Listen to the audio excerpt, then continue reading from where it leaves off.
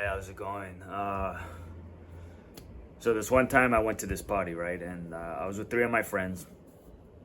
And I didn't know whose party it was. It was some girl that my friend was trying to get with. And he was driving that night. And, so we show up to this party and there's a bunch of different people there. Some people that we knew, some people that we didn't. But everyone's kind of having a good time. And then at some point, a group of dudes walk in, right?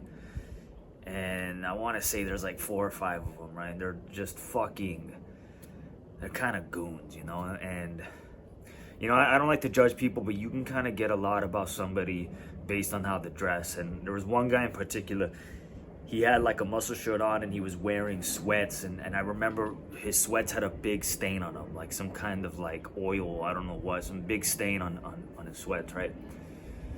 And they're not really talking to anybody either. They're kind of just sitting off into the corner, and they're doing their own thing.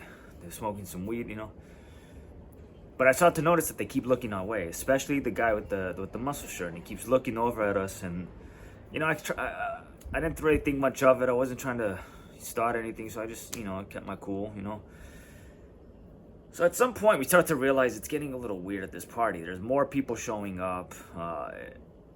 No one's really talking to each other. It's kind of quiet. So we thought maybe we should just leave. My friend wasn't having any luck with that chick anyway. So we decided to take off. And we're all drinking that night. And we're in my friend's car. And we decided to stop at the gas station because we didn't have a plan. We didn't know where we were going. So we pulled up to this gas station.